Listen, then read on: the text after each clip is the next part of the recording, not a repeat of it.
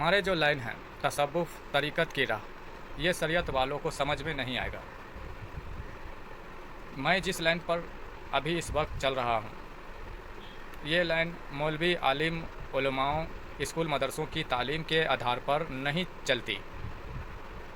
ये लाइन सूफिया इकराम, औलिया इकराम, वलीउल्लाह के बताए इल्म तसव्वुफ़ व तरीक़त की तालीम के आधार पर यह चलती है। ये इल्म बातिन का लाइन है, ये रूहानियत के लाइन है। इस लाइन पर चलने वाले बंदे को ना ही कुछ छोड़ने के लिए कहा जाता है और ना ही कुछ निभाने के लिए कहा जाता है। यानी कि कुछ छोड़ने का भी हुक्म नहीं है कि तुम इसे छोड़ दो, तुम उसे छोड़ दो, या फिर कुछ निभाने का भी हुक्म नहीं कि तुम इसे निभाओ, उसे निभाओ। जैसे मसलन आपने मेरे इस चेहरे पे बड़े बड़े दाढ़ियाँ और बड़े बड़े बाल, जितने बड़े अभी बाल हैं इससे भी बड़े बाल आपने देखा। आज मेरे चेहरे पर दाढ़ी नहीं है और बाल भी छोटे हैं। तो ऐसा इसलिए है कि इस लाइन में हमें नहीं कुछ निभाने के लिए कहा जाता है और ना ही कुछ त्यागने के लिए, छोड़ने के लिए कहा जाता है।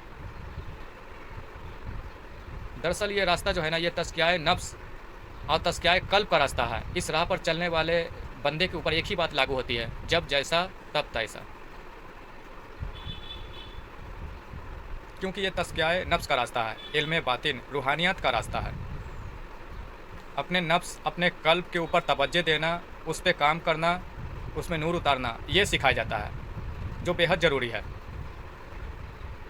इस राह में, इस रास्ते पे चलने वाले को किसी चीज़ को निभाने के लिए नहीं जोर दिया जाता है और न ही किसी चीज़ को छोड़ने का जोर दिया जाता है। इस लाइन में अगर कुछ जोर दिया जाता है तो इस बात पर जोर दिया जाता है कि तुम अपने नफ्स को कैसे पाक करें, अपने क़ल्ब में अल्लाह का नूर कैसे उतारें, इस बात पर जोर दिया जाता है। नफ्स को कैसे कलमा पढ़ाएं, इस बात पर जोर दिया जाता है, जो बेहद ज़रूरी है, जो हुजूर नबी पाक सल्लल्लाहु अलैहि वसल्लम की अव्वल सुन्नत है, नफ्स को कलमा पढ़ाना। तो इन बातों पर जोर दिया जाता है। और एक बात जो मैंने ये बोला कि इस राह पर चलने वाले लोगों के लिए जब जैसा तब तैसा,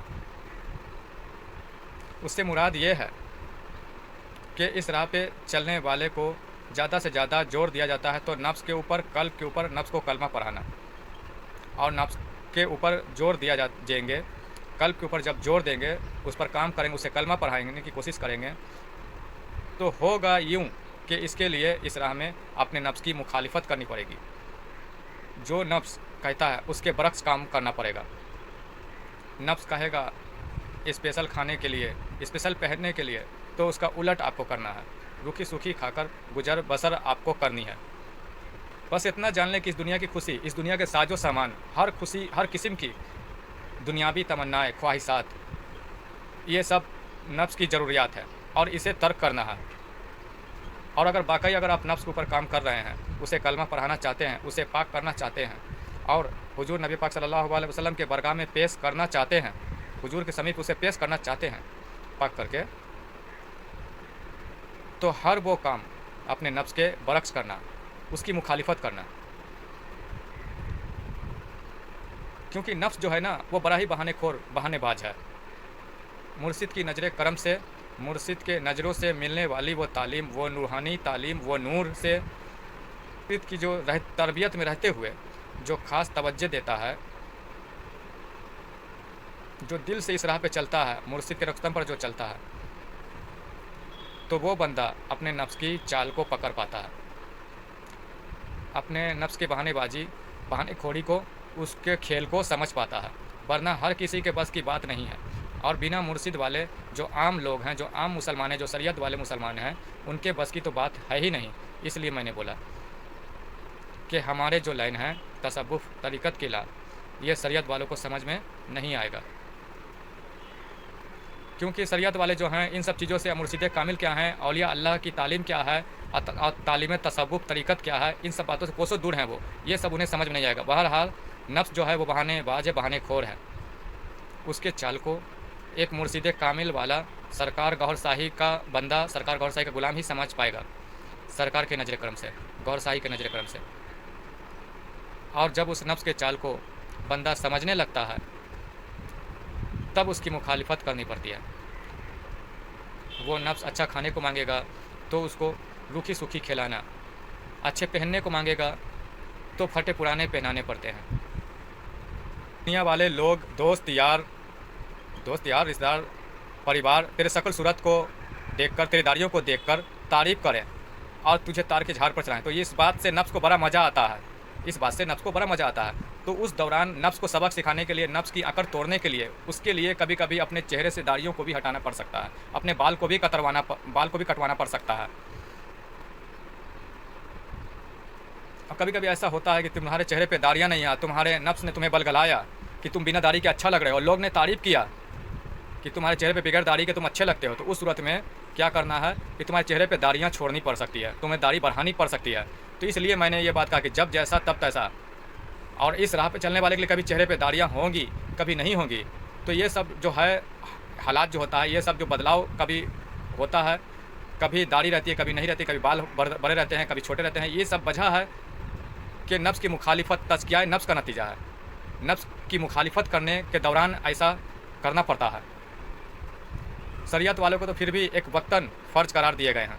शरीयत वालों को एक वक्तन फ़र्ज करार किए गए हैं कि वक्त आएगी तो ये फ़र्ज, वक्त पर ये फ़र्ज की अदायगी करें, फ़र्ज पूरा करें। लेकिन तरीक़त में, इल्म बातिन में जो बातनी राह पर चल रहे हैं, जो तरीक़त पर चल रहे हैं, उनका फ़र्ज जो है, उनके ऊपर जो फ़र्ज लागू है वो शरीयत वालों से भी बड़ा हार्ड है। शरीयत वालों से भी बड़ा हार्ड फ़र्ज है। शरीयत वालों को तो वक्तन है, लेकिन तरीक़त वालों को, रूहानियत वालों को जब जैसा तब तैसा।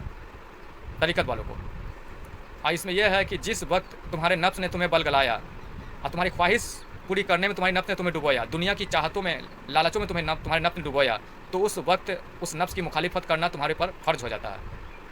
यह है इस लाइन का रास्ता। उस वक्त तुम्हारे नफ्स पर फ़र्ज हो जाता है, तुम्हारे लिए फ़र्ज हो जाता है कि उस नफ्स की मुखालिफत करें और वो चीज़ जो हमें गुमराह कर रही है उस चीज़ को तर्क कर दें। शरीयत वालों के लिए तो फिर भी वक्तन फ़र्ज है कि वक्त आएगा तो उस फ़र्ज की अदायगी करें, फ़र्ज को पूरा करें। लेकिन तरीक़त वालों के लिए, रूहानियत वालों के लिए जब जैसा तब तैसा। जिस वक्त नफ्स ने बलगलाया, दुनिया में डुबोया, दुनिया के मोह माया में, मोहब्बतों में डुबोया और लालचों में डुबोया, दुनिया की ख्वाहिशों में ढकेल दिया, तो उस वक्त नफ्स की मुखालिफत करनी पड़ती है और उन चीज़ों को तर्क करना पड़ सकता है। उन चीज़ों को, उन ख्वाहिशातों को, दुनिया को मन से निकालना पड़ सकता है। तो उस वक्त नहीं निकालते हैं तो ये बड़ा ही जो है ना, उसके लिए गुमराहियत और फ़र्ज को नकारना हो जाएगा, फ़र्ज को तर्क करना हो जाएगा, क्योंकि उसके ऊपर वो फ़र्ज लागू हो गया, नफ्स की मुखालिफत करना, नफ्स की मुखालिफत करना, नफ्स के बरक्स काम करना, उसके ऊपर फ़र्ज हो गया, वो पूरा करना ही करना है। इस लाइन में यही तो बात है। जब जिस वक्त नफ्स ने, अंदर से नफ्स ने बलगलाया, तुम्हें अगर दुनिया के रंगो रौनक के ऊपर खींचा, तो उस वक्त हमारे लिए फ़र्ज हो जाता है उस रंगो रौनक को तर्क कर देना, उसकी कुर्बानी देना, वो फ़र्ज हो जाता है इस राह में। अगर नफ्स ने बलगला दिया तो वो फ़र्ज हो जाता है तर्क करना। लेकिन जिस वक्त रब का जिक्र, फ़िक्र और उसके तसव्वुरात से तुझे जब ये नफ्स दूर खींचे, दुनिया के रंगो रौनक की ओर ले जाए, तो उस वक्त इस बात पर जोर देना है, ध्यान, तवज्जो देना है कि हमारा नफ्स हमें रब से दूर कर रहा है। तो उस दौरान अपने नफ्स की मुखालिफत करना हमारे लिए फ़र्ज हो जाता है। तो इसलिए कहा जाता है कि इस राह में जब जैसा तब तैसा। और अगर इस राह में अगर ये तवज्जो आ जाए, ये ध्यान आ जाए कि हमारा नफ्स हमें बहका रहा है, हमें गुमराह कर रहा है, हमें रब से दूर कर रहा है, तो उस वक्त उस नफ्स की मुखालिफत करना बंदे के लिए फ़र्ज हो जाता है। बंदे के लिए फ़र्ज होता है इस राह पे चलने वाले के लिए। शरीयत वालों के लिए तो फिर भी फ़र्ज जो है वो वक्तन है, लेकिन तरीक़त वालों के लिए वक्त नहीं है। इस राह पे तरीक़त वालों के लिए किसी भी वक्त, किसी भी समय फ़र्ज मुकर्रर हो सकता है। और अगर उस फ़र्ज को पूरा नहीं किया तो समझ लें कि बंदा तरीक़त और तसव्वुफ़ की राह पर है ही नहीं, रूहानियत की राह पर है ही नहीं। मसलन समझ लें कि इस राह पे चलने वाला बंदा, रूहानियत पे चलने वाला बंदा खाना खा रहा है और अचानक उसे ख्याल आया कि अल्लाह के मखलूकों को, बंदों को भी खिलाना चाहिए, खुद ना खाएं। और अगर ना दिया, ना खिलाया, तो उसने समझिए कि उसके ऊपर जो फ़र्ज़ लागू हुआ, उसने उस फ़र्ज़ को तर्क कर दिया, उस फ़र्ज़ को पूरा नहीं किया, तो समझें कि उसने फ़र्ज़ को इनकार कर दिया, फ़र्ज़ को पूरा करने से मुँह फेर लिया। इसलिए ये बहुत ही बड़ा ख़तरनाक है, सख्त कावाइन है।